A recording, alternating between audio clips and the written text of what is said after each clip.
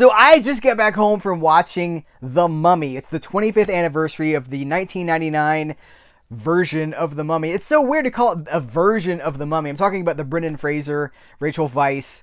Because you saw the thumbnail for this video, you realize what you're clicking on. It's 25 years of The Mummy, and they're doing a limited engagement back in theaters to celebrate. And first of all, I like to support these re-releases because I think it's important to support new movies, but I also think it's really important to support classic film when it comes back to theaters, because that's my focus.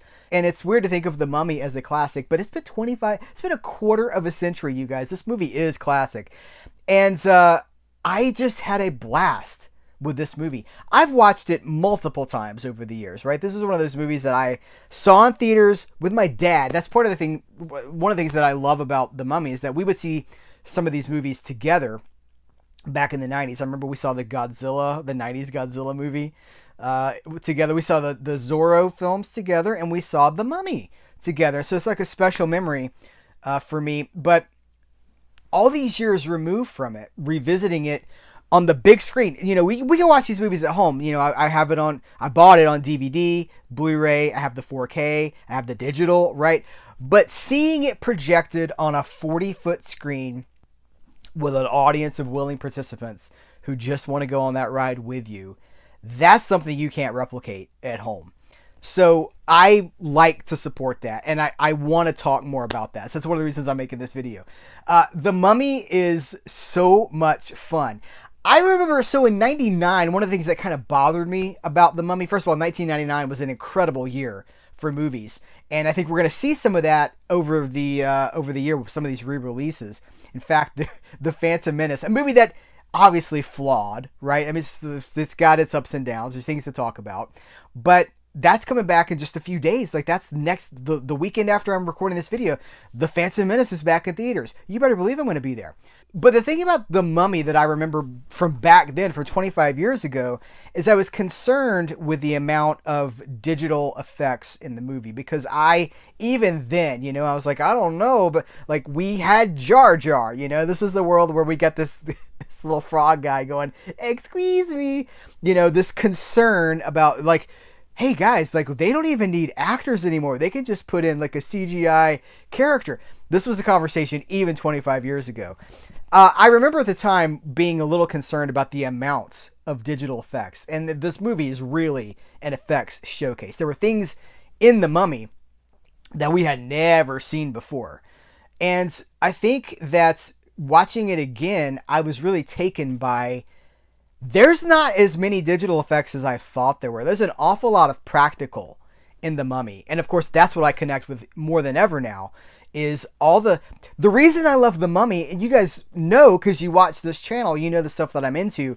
It is a 1930s, 1940s style pulp serial adventure. It is Flash Gordon. It is Gunga Din. It is the same vein that Indiana Jones taps into. Indiana Jones didn't create any of the stuff that it does. It's homaging the serials and the adventures of the 30s and the 40s. That's the same vein from The Mummy. And we kind of called it, my friend group kind of thought of it as like Indiana Jones light back in the day.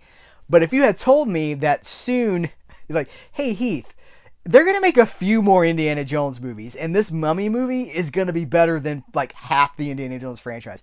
Maybe at least 2 of the Indiana Jones movies, maybe 3. The Mummy's better, in my opinion.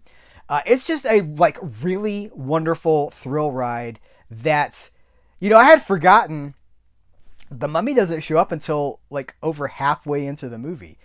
The first hour of the movie is just like a Middle Eastern adventure with these adventurers who are looking for a thing. They're looking for a MacGuffin, and it's just pulp serial, just to the nines, right? That's this the character of Rick, Brendan Fraser is doing something really, I mean, he is a serial hero in this movie. And it's just very stylized. It's very retro.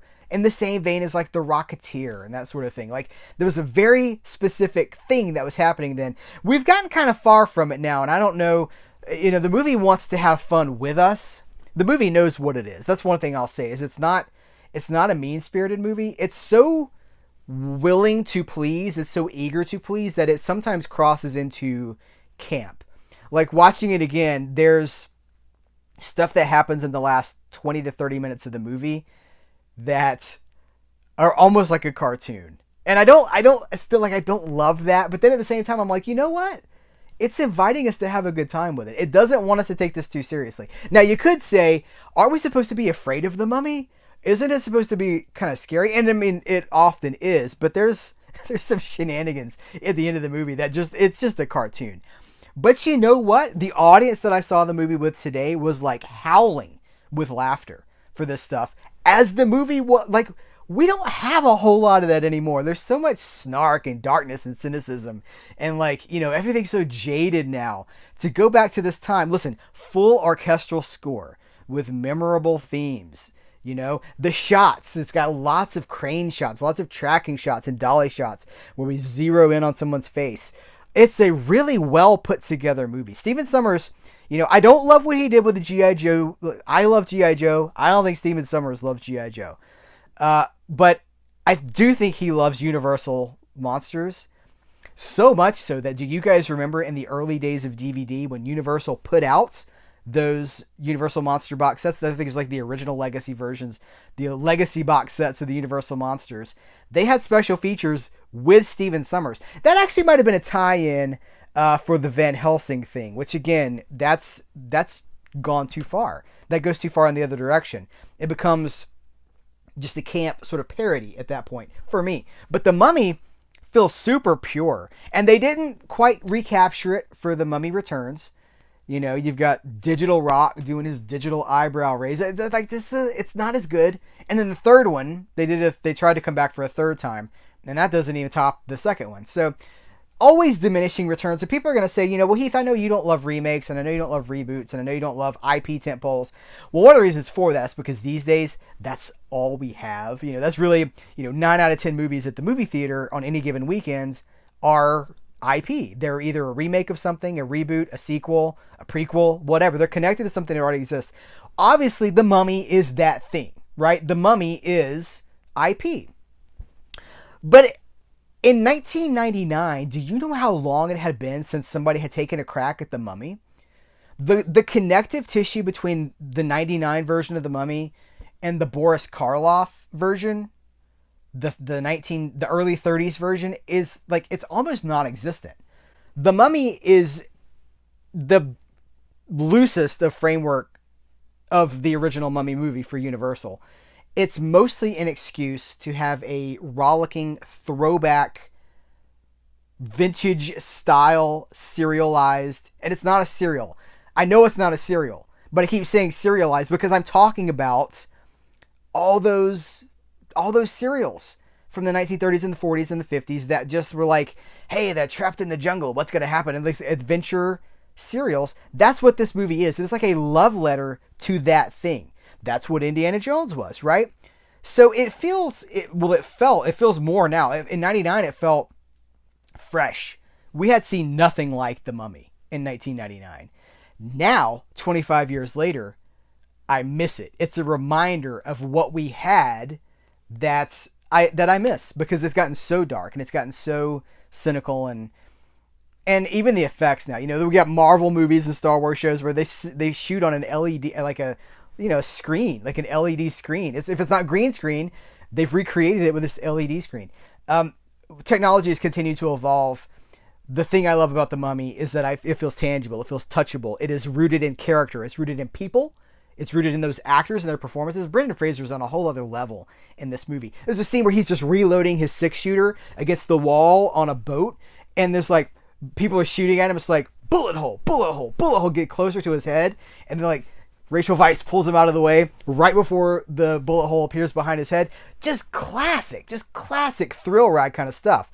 And I don't know, I just had a great time with The Mummy. I'm like, do I go watch The Mummy Returns now? Probably not, because I think that would diminish it. I need to just bask in this glow. But I can't believe it's been 25 years. I wanted to make a video commemorating The Mummy, tipping my hat, saying thank you, Mummy. Thank you, Stephen Sommers.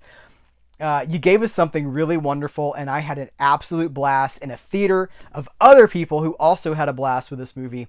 Let's talk about The Mummy. Let's celebrate 25 years. Here's the 25 more. 99, banner year for movies. We're going to be doing more of these on the channel, so make sure you're thumbs and ups. Make sure you're doing the thumbs ups. Make sure you're subscribed to this channel so you don't miss those conversations, because it's going to be really fun. Also in theaters right now, Alien. It's been, 45 years of Alien? We got to talk about it. Guys, thank you so much. I appreciate you. Take care. Till next time, I'll catch you later.